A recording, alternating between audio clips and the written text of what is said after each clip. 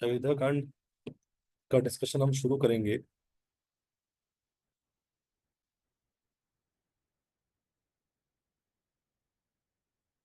एक दिन की बात है। राजा दशरथ रेस्ट कर रहे थे और सपना सपना देख रहे हैं। और सपने में देखते हैं कि उनको एक कोई बहुत भयानक जो राक्षस है उनका पीछा कर रहा है। और वो उससे बचने का प्रयास कर रहे हैं, भागने का प्रयास कर रहे हैं, बट वो बच नहीं पा रहे हैं। अयोध्या में घूम रहे हैं वो चारों तरफ। और करते करते करते करते वो धीरे धीरे उस मॉन्स्टर ने राजा दशरथ को पकड़ लिया है। King Dasharath dreams he is caught by time personified. तो सपने में देखते हैं कि राजा दशरथ को समय काल ने पकड़ लिया है as a huge creature which with an unbreakable grip. उससे बचने का, निकलने का प्रयास कर रहे हैं, कांप रहे हैं, किसी तरह से प्रयास करते हैं। तभी क्या होता है, अचानक से एक लाउड वॉइस आती है और उनकी नींद खुल जाती है। सो उनको समझ में नहीं आ रहा होता कि क्या था ये, मैं जो अभी देख रहा था स्वप्न में, वो क्या था एग्जैक्टली exactly। तो तभी सारे जो, जैसे लाउड वॉइस होती है उनकी नींद खुल जाती है। बाहर से जितने भी सैनिक होते हैं वो अंदर आते हैं, देखते हैं। फिर देखते हैं उनकी सिचुएशन, देखते हैं तो समझ जाते हैं कि भाई इनको, इनकी नींद में कुछ भयभीत हुए हैं, तो वापस चले जाते हैं। सो दशरथ जी अपने आप को, उस जो ड्रीम रहता है उसको बहुत सीरियसली लेने लगते हैं। और वो ध्यान से नोटिस करते हैं तो देखते हैं कि उनको एक बाल अपना ग्रे कलर का दिखने लगता है। सो ग्रे कलर का बाल दिखता है, उससे वो समझ जाते हैं कि हम्म, अपने पिछले इतने सालों से वो अपनी रिस्पॉन्सिबिलिटी, जिम्मेदारियां निभा रहे थे कि उनके पास टाइम ही नहीं था अपने बारे में ये सारी चीजों को सोचने का। Dustra sees his reflection revealing his hidden distress despite his calm, happy mask by day। सो समझ जाते हैं कि दशरथ जी समझ जाते हैं कि अब उनका जो समय है वो धीरे धीरे करीब आ रहा है। और बहुत स्ट्रेंज बैड ओमेंस वो देखे रहते हैं सपने में, तो उसको डाइजेस्ट नहीं कर पा रहे होते हैं। स्पेशली जब ग्रे हेयर देखते हैं तो उनको रियलाइजेशन होता है कि अब ये जो रिस्पॉन्सिबिलिटी है अयोध्या की, ये मुझे किसी और को देने की आवश्यकता है। सो तो यहाँ पे दशरथ जी थे जो कि रिस्पॉन्सिबिलिटी के कारण देख नहीं पाए, लेकिन अपने grey hair. So he was too absorbed in responsibilities. But many times we see आजकल लोग बहुत ही ज्यादा दे आर सेल्फ एब्जॉर्ब्ड। और व्यक्ति जितना ही सेल्फ एब्जॉर्ब होता है उतना ही व्यक्ति अल्टीमेटली लीड करता है डिप्रेशन में। इसलिए कहते हैं कि अगर आप एक दुखी व्यक्ति को, डिप्रेस व्यक्ति को बोलो कि आप ये 50 स्वीट्स हैं, बाहर जाके आप, गरीब बच्चे खड़े हैं उनको बांटो, तो क्या बोलेगा? वो बोलेगा कि एक तो मैं खुद ही डिप्रेस हूँ, खुद ही परेशान हूँ, और आप मुझे बाहर जाके बांटने के लिए कह रहे हो। Exactly exactly। जो डिप्रेशन का रूट कॉज है एक्चुअल में, दैट इज सेल्फ एब्जॉर्प्शन। व्यक्ति सिर्फ और सिर्फ अपने बारे में बहुत ही ज्यादा एब्जॉर्ब, उसको किसी ने कैसे बोला, क्या बोला, कितना बोला, क्यों नहीं बोला, क्यों नहीं पूछा, उसी में सोचता रहता है। सब उसको कैसे देख रहे हैं, सब उसके बारे में सुन रहे हैं, सब उसके बारे में ज्यादा तो नहीं सुन रहे हैं। तो he is so much in self absorption.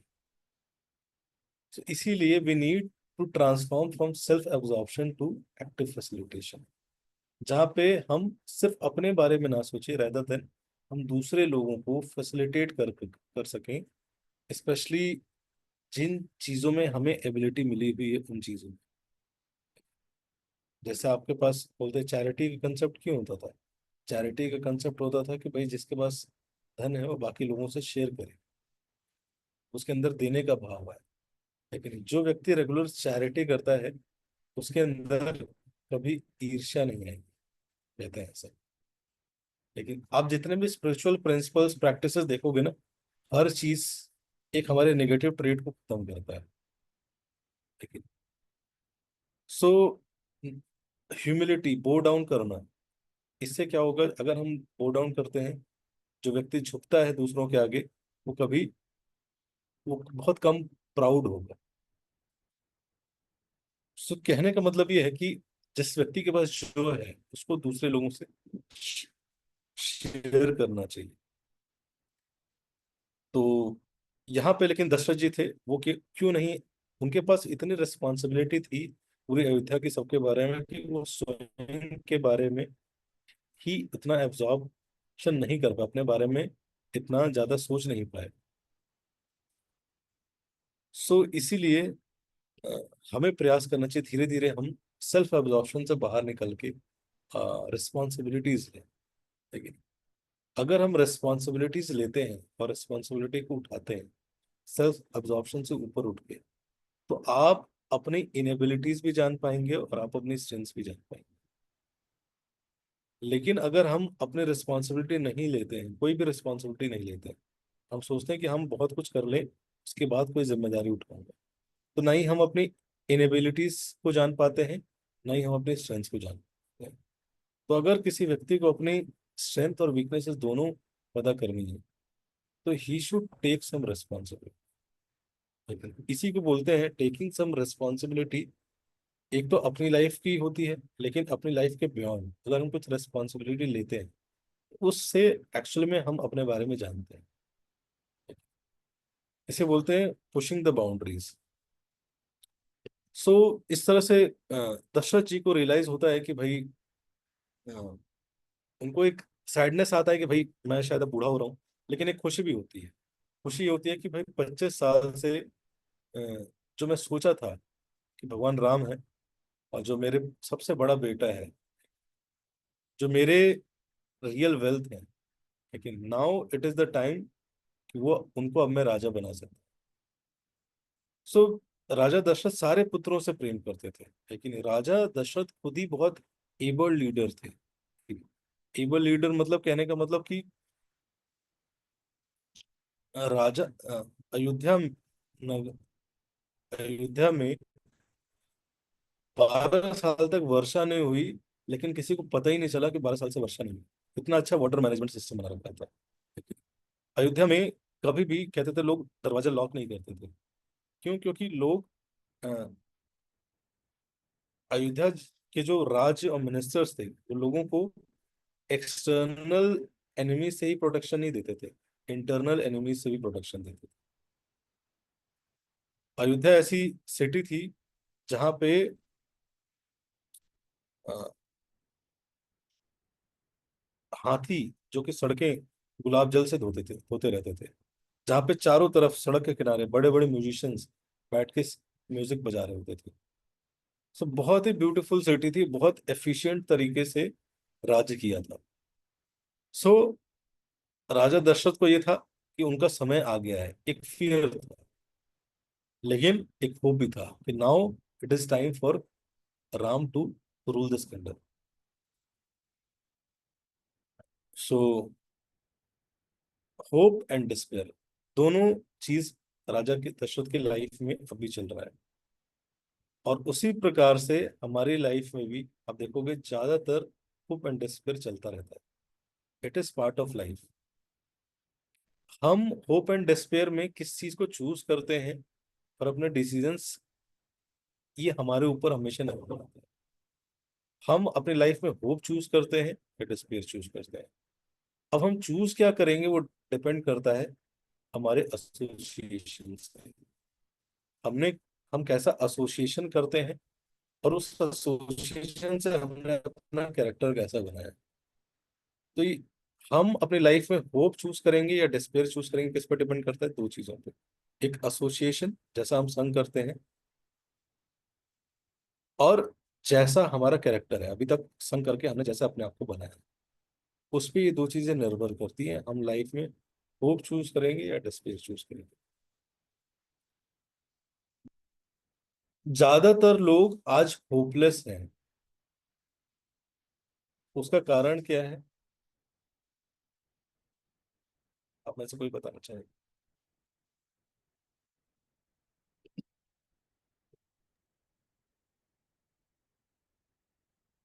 ज्यादातर लोग आजकल हरे कृष्ण होपलेस रोज। होपलेस हो जाते हैं। यस। रोज ही, क्योंकि दे डोंट एक्सप्रेस देमसेल्फ। मतलब होप, मतलब ऐसा सिचुएशन आएगा ही, लाइफ है तो। लेकिन जो उनसे ज्यादा एक्सपीरियंस्ड है, उनसे हम लोगों को डायरेक्शन सीख करना चाहिए, rather than just getting into our own dark corners of the heart. सिर्फ उसी में ढुके जा रहे हैं, अपने में ही एकदम एब्जॉर्ब होते जा रहे हैं, अकेले बैठ करके सल्क कर रहे हैं। तो इससे ज्यादा अच्छा है कि बाहर जाके बोले, speak out, express yourself. Very good. और स्ट्रेसिंग ओवर फ्यूचर, फ्यूचर के बारे में बहुत ज्यादा सोचते हैं लेकिन प्रेजेंट में नहीं जी पा रहे हैं। Lack of purpose and clear direction in life, lack of value system, more toward materialism. Yes. ज्यादातर होपलेसनेस बढ़ने का कारण है लोग एसोसिएशन, लोग सुन रहे हैं, लोग एसोसिएट कर रहे हैं, लेकिन ऐसे लोगों से सुन रहे हैं जिनकी फिलॉसफी खुद करप्टेड है। कहीं ना कहीं हम उनसे सुनते हैं, या तो कैसे सुनते हैं, गानों के थ्रू सुनते हैं, लेकिन या तो वेब सीरीज के थ्रू सुनते हैं, या कहीं ना कहीं we are seeing philosophy, we are encountering philosophy, we are encountering philosophy through podcast. और हम जब बैठ के सुनते हैं उनसे, सो हमें लगता है दिस इज नॉलेज, वो तो लाइफ के बारे में बता रहा है, सॉन्ग कैसे रिलेटेड है। बट कहीं ना कहीं इट इज उनकी कुछ ना कुछ फिलॉसफी हमारे अंदर एंटर करती है, और वही उसी फिलॉसफी के बेसिस पे हम लाइफ को देखने लगते हैं। संग मतलब होता है, वो नहीं होता संग मतलब कि हम किन ग्रुप ऑफ लोगों के साथ बैठे हैं। संग मतलब होता है कि किन लोगों से हम लाइफ की फिलॉसफी, लाइफ के बारे में सुन रहे हैं, समझ रहे हैं। और ये बहुत सटल तरीके से होता है, हमें पता भी नहीं चलता। हम नोइंगली नहीं करते हैं, हम प्लान करके नहीं करते, बट ये हो जाता है। लेकिन एक रील, एक शॉर्ट, और वो उसी तरीके से हम सोचने लगते हैं। सो अगर हम इन चीजों से एसोसिएट कर रहे हैं, ऐसे रोल मॉडल से एसोसिएट कर रहे हैं, तो कहीं ना कहीं हमारे अंदर भी होपलेसनेस आएगा। आप ज्यादातर देखो, आज लोगों से जाके पूछो कि आपका रोल मॉडल क्या है, तो वो लोग ऐसे ही लोगों का नाम बताते हैं, those who are materially successful, hard work करते हैं, ये करते हैं, वो करते हैं। बहुत कम लोग होंगे जो कि आपको स्पिरिचुअल पर्सनालिटीज का एग्जाम्पल बताएंगे। जैसे बहुत कम लोग अर्जुन के बारे में बोले, बहुत ज्यादातर लोग बोलेंगे कि भाई कर्ण अच्छा था। तो कहीं ना कहीं इस अंडरस्टैंडिंग में फ्लॉ है।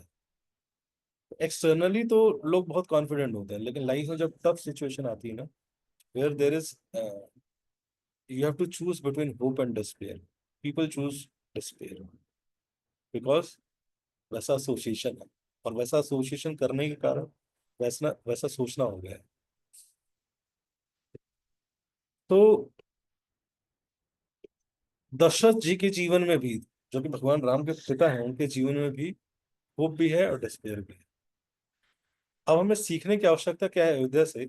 ऑफ कोर्स हम एक एंगल से देख सकते हैं, जो कि रियल एंगल है, कि these people are like very, सब डिवाइन पर्सनालिटीज हैं। लेकिन लीला के पर्सपेक्टिव में जब हम देखते हैं, बात करते हैं, तो हम कह सकते हैं ये तो लीला थी, भगवान थे, भगवान के पिताजी थे। लेकिन ये सारी लीलाज होती हैं ताकि हमें कुछ शिक्षा भी दे सके।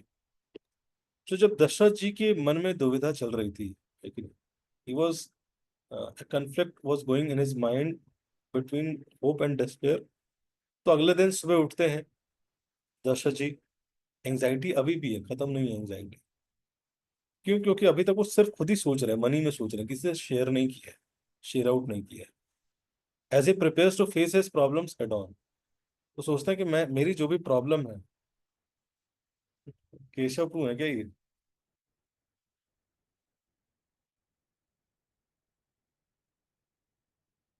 ही prepares to face yes his प्रभु। Problem head on. Very good. ये तो अब प्लान करते हैं कि मैं जाऊंगा राज्यसभा में, और वहां पे सबके साथ डिस्कस करूंगा। सो हाथी पे बैठ जाते हैं, और एक्सटर्नली सबके लिए बहुत स्ट्रांग दिख रहा है, लेकिन internally he is feeling very weak, weak from his thoughts and fears. ऐसा होता है कई बार, हम एक्सटर्नली बहुत स्ट्रांग होते हैं लेकिन अंदर से बहुत वीक रहते हैं। ऐसा हुआ है किसी वक्त के साथ? रिलेट कर पा रहे हैं? Yes. तो वक्त बात खड़ा कर रहा हूँ, 3 4।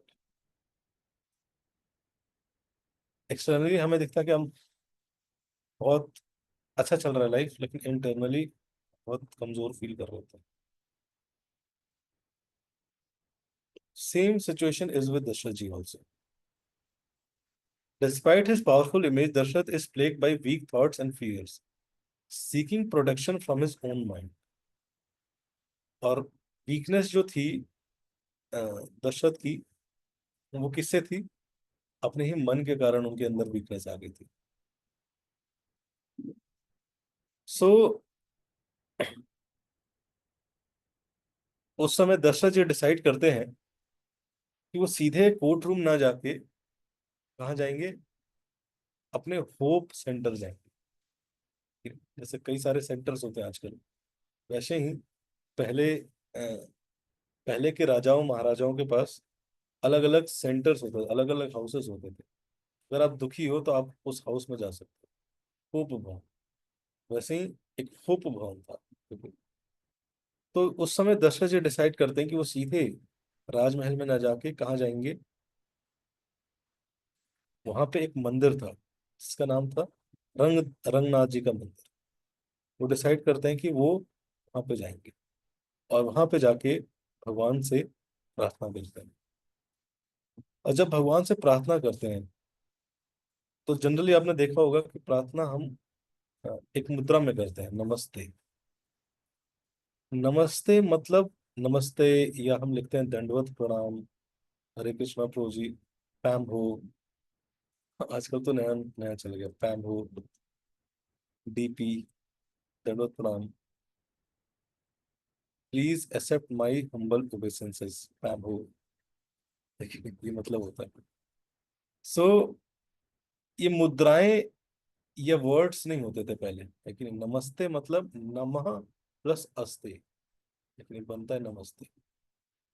मैं आपको सरेंडर करता हूँ, मैं अपनी लाइफ में जो भी टर्बुलेंसेस है उसके लिए शेल्टर सीख करता हूँ।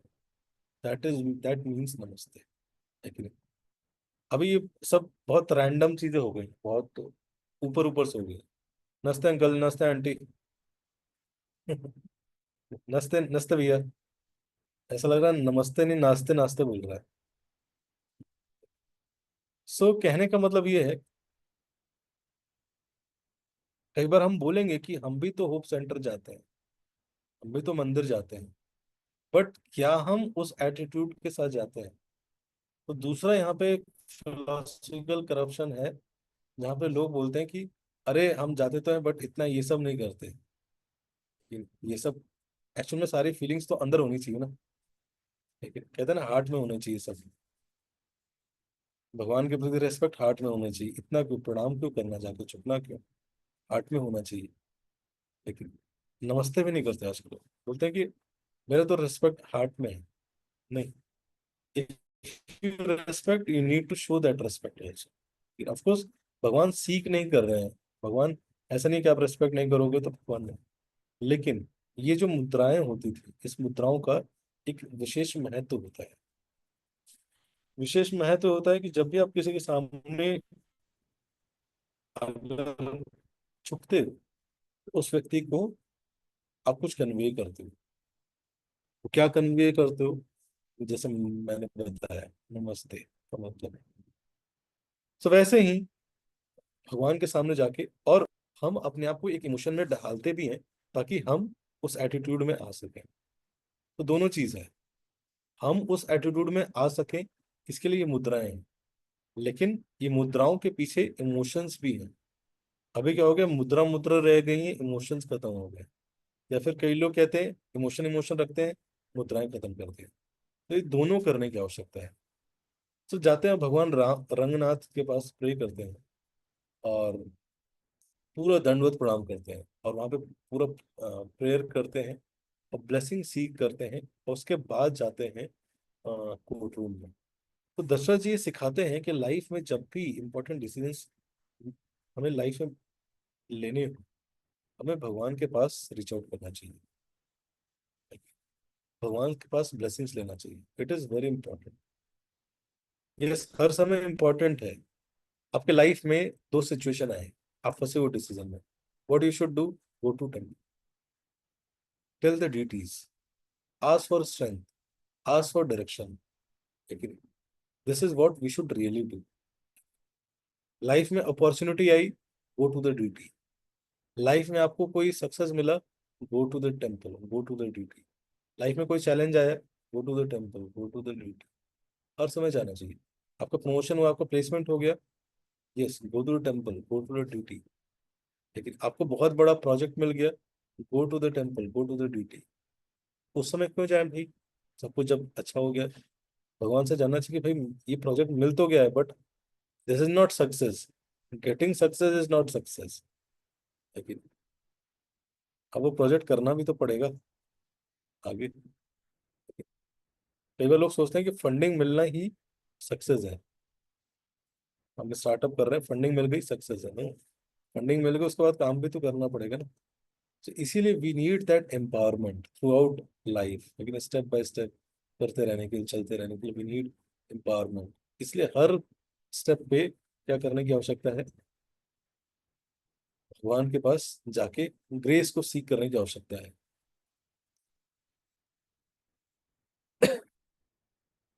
अगर भगवान की ग्रेस कब मिलती है, जब when we pray in a mood of helplessness.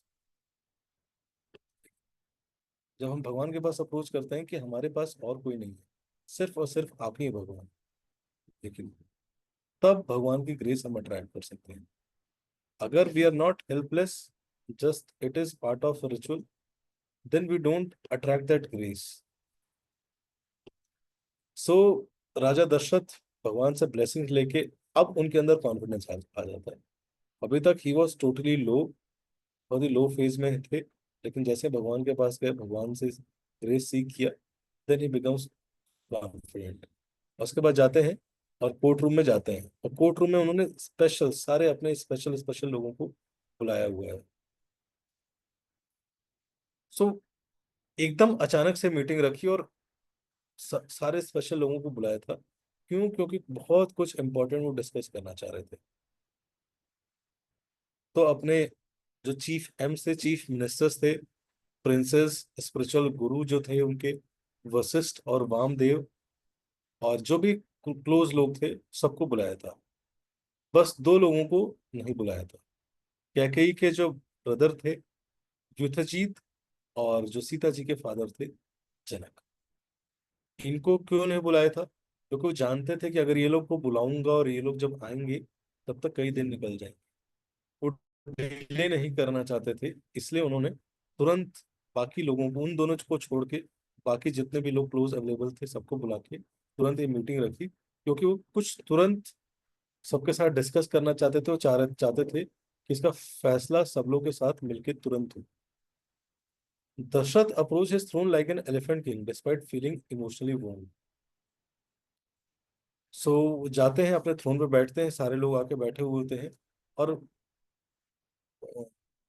वो अपना एक डिसीजन बाकी सबके सामने प्रस्ताव की तरह रखना चाहते हैं। अयोध्या का एक कल्चर था कि वहां कोई भी राजा ऐसे डिसीजन ले नहीं लेता था। लेकिन जनरली क्या होता था, कोई भी आइडिया रखा जाता था और उसके बाद सब अपना व्यू पॉइंट रखते थे, और जो सबके लिए भला रहता था वो होता था। He he felt immense gratitude for his loyal subject who supported his reign. Everyone had so many divine qualities that each person seemed perfect. In fact, calamities brought the best in them. So ये सारे लोगों ने सारे calamities में राजा दशरथ का साथ दिया था। सो सबका विचार विमर्श करके चाहते थे कि एक निष्कर्ष पे आए। सो डिफरेंट कैलेमिटीज अलग अलग कैलेमिटीज कई प्रकार की होती है। पर एक होती है कैलेमिटीज इन फ्रेंडशिप। ठीक है। फ्रेंडशिप की कैलेमिटी आप जानते हो क्या है? जब आप सैड स्टेट में हो ना, आप दुखी स्टेट में हो, तब आपका दोस्त आपके लिए अवेलेबल नहीं। अगर आपकी लाइफ में ऐसी फ्रेंडशिप है, this this is called calamity of friendship. ये किसी भी रिलेशनशिप में है आप, जहाँ पे आपको नीड है सबसे ज्यादा, आपका पूरा समय चल रहा है, वहां पे वो व्यक्ति अवेलेबल नहीं है आपके लिए, वो रिलेशनशिप एक कैलेमिटी बन चुका है। ठीक है। गवर्नेंस में कैलेमिटी क्या होती है? अगर राज्य में इमरजेंसी की सिचुएशन है, तो वहां पे लीडर के अंदर करेज नहीं है डिसीजंस लेने का, that is called calamity in governance. अगर कल्टीवेशन करना है और बारिश नहीं है, उसे बोलते हैं कैलेमिटी इन एग्रीकल्चर। अगर पेरेंट्स के पास बच्चों के लिए समय नहीं है, this is called calamity in parenting. अच्छी पेरेंटिंग करना कैसे करना चाहिए? अच्छी पेरेंटिंग का सबसे important principle, you have to give time to your kid, your child. लेकिन जहाँ समय ही नहीं दे पाते हैं, तो आप समझेंगे क्या? Parenting is not just like बेटा ये करो, ऐसे करो, ऐसे करो, ऐसे करो। पेरेंटिंग इज फर्स्ट, पेरेंटिंग या इवन कोई भी relationship, it is always about first understanding that other person. जब तक आप दूसरे व्यक्ति को नहीं समझोगे, you cannot help him, you cannot guide. So वो समय जब तक नहीं होगा, तो आप समय दे नहीं पाओगे, समझ नहीं पाओगे। बिना समझे पेरेंटिंग अगर करेंगे, देन दैट पेरेंटिंग बिकम्स एक, मतलब बहुत भयावह पेरेंटिंग हो जाता है कई बार। और उसके कारण आप देखोगे जितने लोग बहुत, there are so many traumas, childhood traumas people face. We have not been understood, हमारे ऊपर ये किया गया, हमारे ऊपर जबरदस्ती किया। ये कहीं ना कहीं बैक ऑफ द माइंड सबके है, because everybody in this planet have gone through this adverse parenting, calamity in parenting. So फिर होता है कैलेमिटी ऑन पर्सनल लेवल, जहाँ पे लोगों के अंदर डिटर्मिनेशन नहीं है ड्यूरिंग टेम्पटेशंस। टेम्पटेशंस आई and people give up, they don't have determination to resist those temptations. So इस प्रकार से अलग अलग कैलेमिटीज आती है। ठीक है। सो कैलेमिटीज मतलब हम सोचते हैं खराब समय नहीं, हमारे सिचुएशन में अलग अलग प्रकार की कैलेमिटीज है, और उसमें अलग अलग ट्रेट्स, अलग अलग फैसिलिटीज होने चाहिए उन कैलेमिटीज से डील करने के लिए। सो तो राजा दशरथ इतने फेमस थे, इतने सपोर्टिव थे। सो राजा दशरथ थे कौन? तो स्टोरी आती है कि जब देवी देवताओं को एक जो असुर था, जिनका नाम था सम्रासुर, तो उसने अटैक किया था, उसने पूरे देवी देवताओं को परेशान कर रखा था।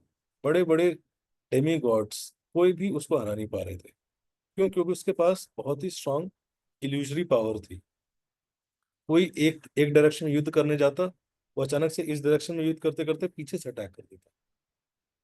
आप आगे से भी लड़ते रहते, पीछे से भी लड़ते रहते, तभी अचानक से वो थर्ड डायरेक्शन से अटैक कर देता। सो उसके अंदर जो ये स्पेशल इल्यूजरी पावर थी, इससे कोई भी डील नहीं कर पा रहा था। तो सब गए राजा नेमी के पास। राजा नेमी ही कौन है? राजा दशरथ है। लेकिन इस युद्ध के बाद उनका नाम पड़ा दशरथ। पहले क्या नाम था उनका? राजा नेमी। तो जैसे ही देवता पहुंचे नेमी के पास कि भाई ऐसा ऐसा बैटल है और हम चाहते हैं कि आप हमारी मदद करें, नेमी ने सुना ही नहीं पूरा, क्या चैलेंज है, कौन राक्षस है, क्या है। उसके अंदर क्या स्पेशल पावर है, तुरंत बोले कि हाँ मैं लड़ लूंगा, तुरंत निकल गए। ठीक है? सुने ही नहीं बिल्कुल भी, तुरंत गए, अपना बो एंड एरो लिए। कैकेयी थी, कैकेयी को बोले कि आप आ जाओ, और कैकेयी के साथ निकल गए उससे डेमन से लड़ने के लिए। तो सबसे पहले कैकेयी को सब आता था, कहीं से सीखा होगा ना कैकेयी ने, तभी तो आता था ना। वुमेन भी क्षत्राणी होती थी, वुमेन फाइट करती थी, लेकिन रथ चलाना, आ, युद्ध करना सब आता था। अगर आप पढ़ोगे रामायण तो सुमित्रा जी के 10,000 गुरुकुल्स थे। सुमित्रा जो भगवान राम की, सॉरी, लक्ष्मण जी की मदर थी, उनके 10,000 गुरुकुल थे, और वो पूरा एडमिनिस्ट्रेशन देखती थी 10,000 गुरुकुल। ऐसा नहीं था कि वुमेन कुछ नहीं करती थी, ठीक है, अपने नेचर के हिसाब से, अपने स्वभाव के हिसाब से एंगेज होती थी। तो कैकेयी और नेमी, राजा नेमी निकल गए, डिस्कस किए ही नहीं, और कॉन्फिडेंस में निकल गए दो ही लोग, बिना समझे, बिना पता लगाए।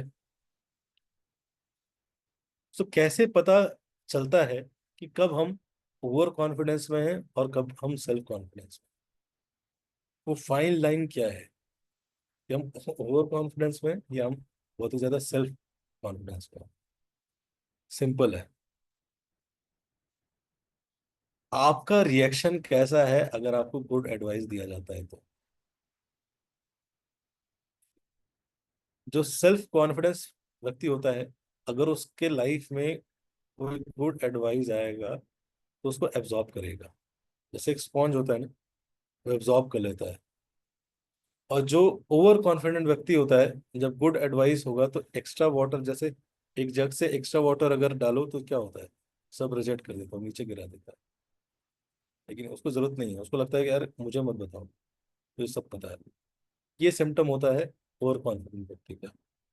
और जो सेल्फ कॉन्फिडेंट व्यक्ति है, वो, उसको सब पता है, फिर भी अगर उसके लाइफ में गुड एडवाइस आता है, क्या होता है, कंटेम्पलेट करता है गुड एडवाइस पे, सोचता है, एब्जॉर्ब करता है, मनन करता है, और फिर एक्ट करता है। सो गलती यहाँ पे की कि राजा नेमी जो थे ओवर कॉन्फिडेंस में निकल गए, सोचे नहीं। हालांकि भगवान की कृपा से उनको विशेष शक्ति थी। सो और निकल गए और लड़ने लगे।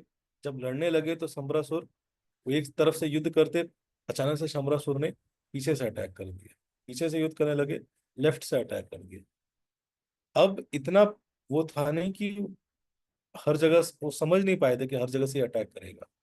किसी तरीके से समरासुर अलग अलग डायरेक्शन में अटैक कर दिया और एक तरह से वीकर पोजीशन में ले गया राजा दशरथ को। जब वो फंसे हुए थे राजा दशरथ, तभी क्या हुआ, कैकेयी ने बहुत कुशलता से अपना रथ चलाया और वहां उस नीचे से ऊपर की तरफ ले गए। फिर राजा दशरथ ने प्रिपेयर किया और बहुत फिर से प्रिपेयर होकर नीचे आए, और दशरथ, जो रथ से 10 डायरेक्शन में जा सके, उसको बोलते हैं दशरथ। तो 10 डायरेक्शन से अटैक किया उसने, और 10 डायरेक्शन से राजा दशरथ ने उसको बीट किया। तो जैसे ही सम्रासुर ने देखा कि बीट हो रहा है अ, नेमी, राजा नेमी से, तो उसने क्या किया, तुरंत अटैक किया इनके रथ पे। सो एक ऐसा फाइट चल रहा था, क्लोज मोमेंट चल रहा था, जहां पे दोनों बहुत स्ट्रांग पोजीशन में लड़ रहे थे, और तभी उसने रथ पे अटैक कर दिया, और रथ गिरने ही वाला था। अगर रथ गिर जाता तो इनकी पोजीशन फिर से वीकर हो जाती। तभी क्या किया, रथ को जैसे अटैक हुआ और रथ डीअसेंबल होने ही वाला था, तो जिस पॉइंट से डीअसेंबल होने वाला था रथ का पहिया, वहां पे कैकेयी ने अपना उंगली डाल के उस पहिए को रोक दिया।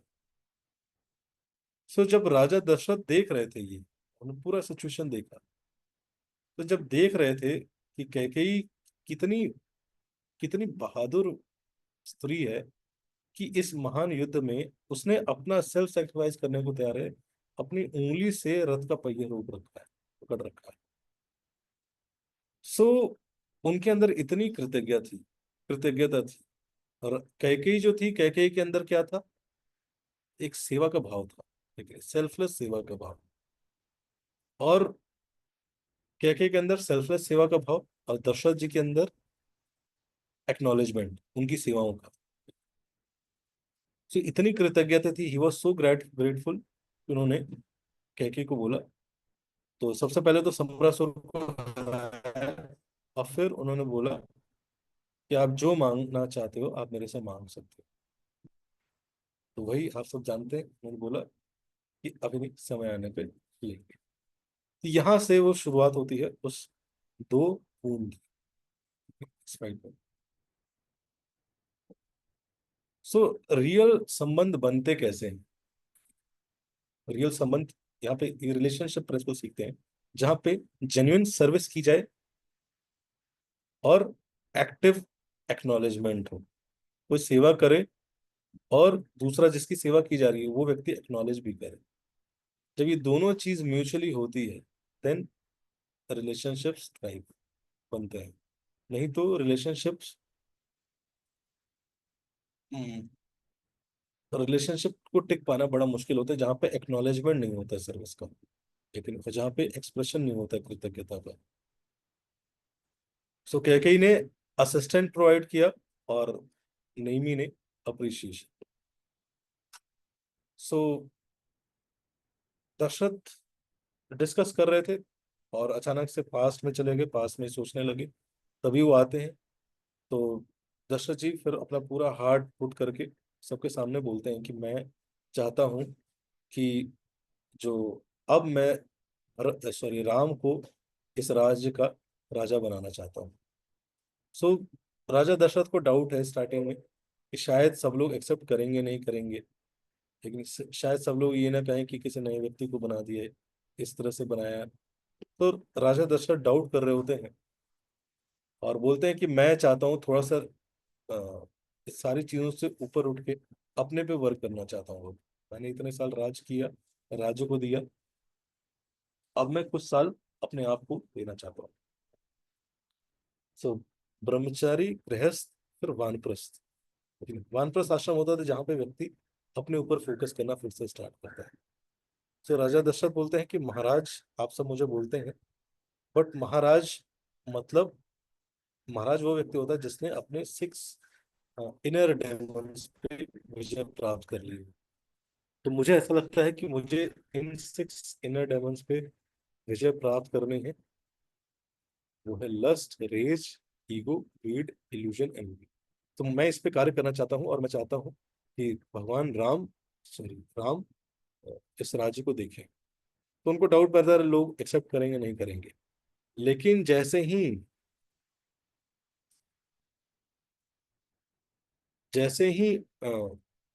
भगवान राम का अनाउंस करते हैं, सारे लोग एक मत में बोलते हैं कि हमें, एग्जैक्ट लाइन बोलते हैं कि हमें भगवान राम एक्सेप्टेबल है। सब लोग एक लाइन में बोलते हैं। तभी एक अयोध्यावासी बोलता है कि आप जल्दी हटो, आप जल्दी हटो वहां से, भगवान राम को जल्दी बैठाओ। सब ग्लोरीफाई करने लगते हैं। तो राजा दशरथ डाउट में हो जाते हैं कि मैंने कुछ मतलब ठीक से नहीं किया क्या, जो लोग मुझे इतना हटाना चाह रहे हैं। सो फिर जो उन लोगों के लीडर्स रहते हैं, मिनिस्टर्स रहते हैं, बोलते हैं कि ऐसा नहीं है कि आपने आपने आपके अंदर कुछ कमी है, लेकिन आप तो बहुत अच्छे हैं, लेकिन भगवान राम इतने गुणवान हैं। लेकिन अभी तक उन्होंने जितने भी प्रजा से जो डीलिंग की है, इतने सेंसिटिव हैं, इतने लविंग हैं, इतने केयरिंग हैं, कि उनको एक राजा के रूप में देखने का एक ड्रीम है प्रजा का। आपके अंदर कुछ कमी नहीं है, लेकिन पूरी प्रजा चाहती है भगवान राम से मिलना। तो इस तरह से वो एश्योर्ड हो जाते हैं कि पूरी प्रजा जो है वो राम को एक्सेप्ट करने के लिए तैयार है। एक तरह से खुश हो जाते हैं, सबका कंसेंशन लेते हैं और खुश हो जाते हैं दशरथ जी कि भाई सब लोग भगवान राम को एक्सेप्ट करने के लिए तैयार हैं। So Ayodhya citizen consider Ram as the greatest of all Ikshvaku king. A great, तो 3 चीजें बताते हैं जो भगवान राम के अंदर स्पेशल थी। सबसे पहला क्या था? टैलेंट। दूसरा था राइट एटीट्यूड। उनका टैलेंट क्या था? Magnificent talent, right attitude, and third is spotless character. So कई बार होता है लोगों का एटीट्यूड बहुत अच्छा होता है, टैलेंट नहीं होता। कई बार लोगों का होता है टैलेंट बहुत अच्छा होता है, एटीट्यूड नहीं होता है। सो अच्छी पोजीशन पे जाने के लिए, अच्छा इन्फ्लुएंस करने के लिए, you need talent. Without good talent you can not actually influence. But अगर किसी के पास बहुत टैलेंट है लेकिन सही एटीट्यूड नहीं है, तो वैसा ही है जैसे आपने खीर बनाई लेकिन चीनी नहीं डाला, मिठास नहीं लगेगा। लेकिन आप टैलेंटेड लोगों के साथ बैठो लेकिन उनके अंदर बहुत अहंकार है, आपको अच्छा नहीं लगेगा, लेकिन आपको मीठा नहीं लगेगा, आपको ऐसे लोगों से मिलने का मन नहीं करेगा। लेकिन आप सोशल मीडिया पे देखोगे अरे ये व्यक्ति बहुत इन्फ्लुएंशियल है, लेकिन आप जब मिलते हो तो उसका एटीट्यूड बहुत ईगोइस्टिक है, आपको फिर उससे बात करने का नहीं मन करेगा।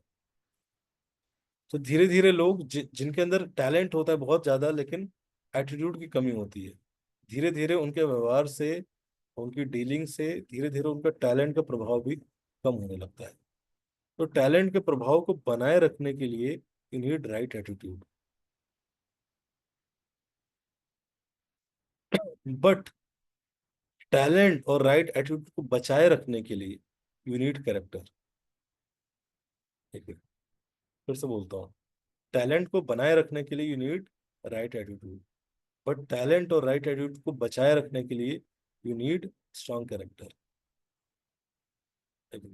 ये एक तरह से ट्राइपॉड है। कैरेक्टर मतलब तीन चीजें: self control, honesty and integrity. व्यक्ति का अपनी लाइफ में सेल्फ कंट्रोल कितना है और इंटीग्रिटी कितनी है, वो जो बोलता है वो खुद कितना करता है, वो कितना ऑनेस्ट है। ये तीन चीजें एक तरह से एक अच्छे कैरेक्टर को बनाती है।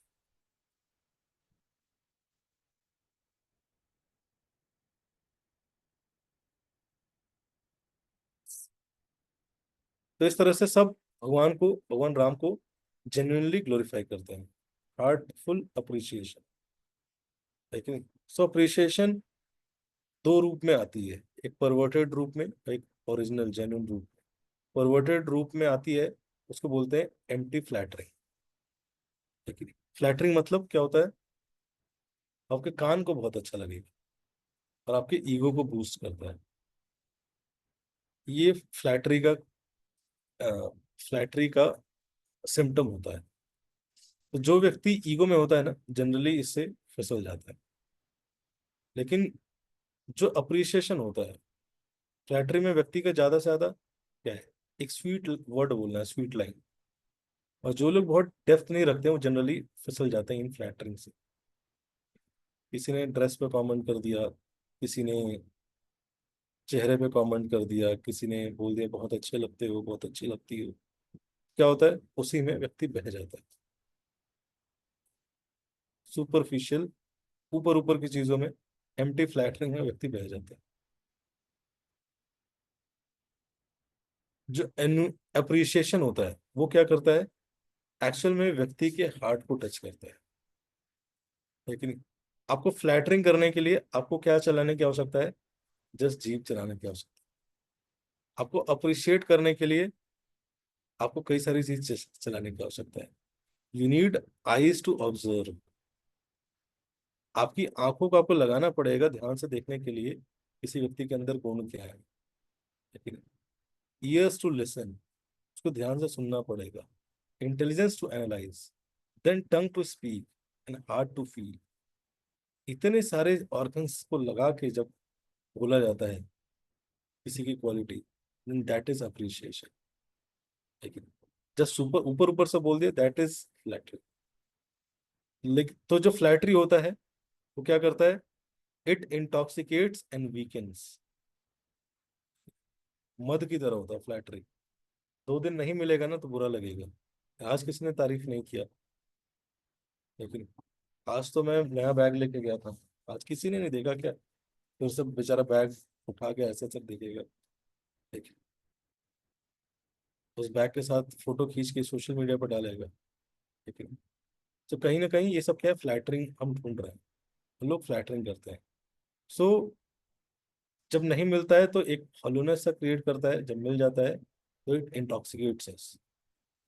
But appreciation is it gives us strength and encouragement.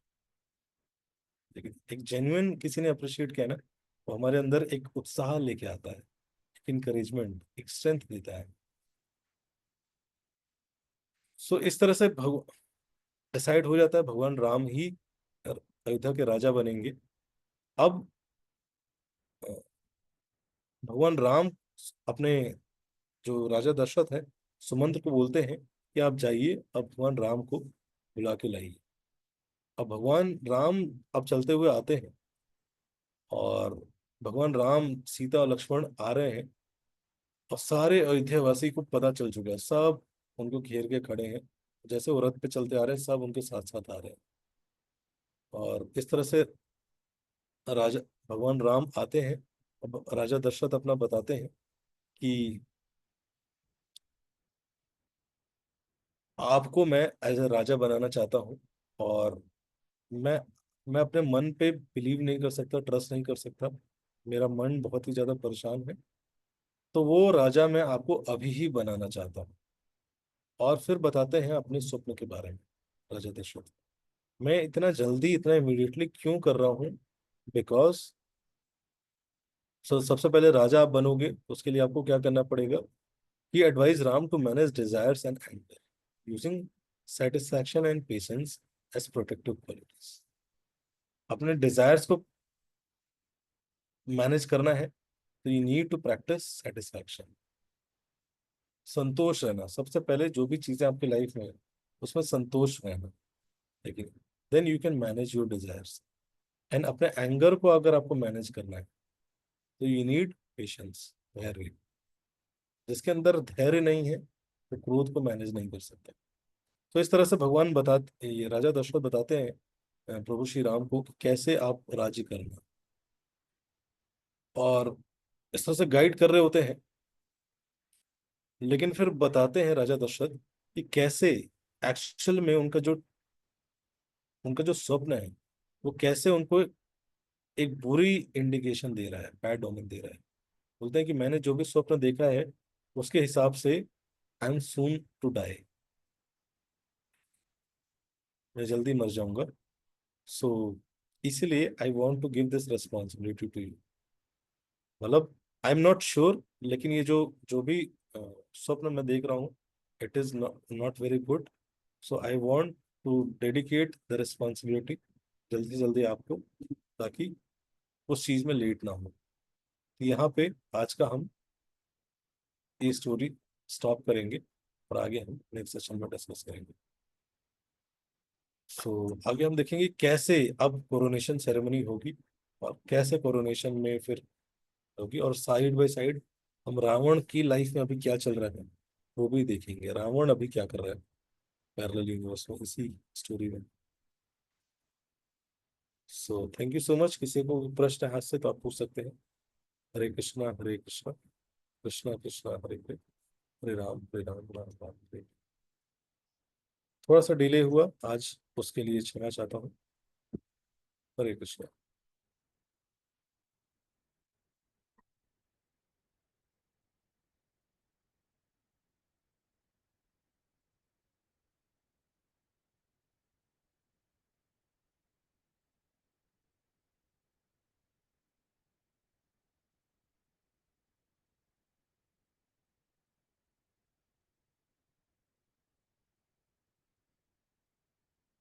ठीक है, थैंक यू सो मच सभी का। किसी को कोई प्रश्न नहीं है तो हैप्पी रक्षाबंधन, सॉरी हैप्पी भाई दूज, हैप्पी दिवाली, हैप्पी आगे जो भी फेस्टिवल आने वाले सब, सब आपके हैप्पी रहे।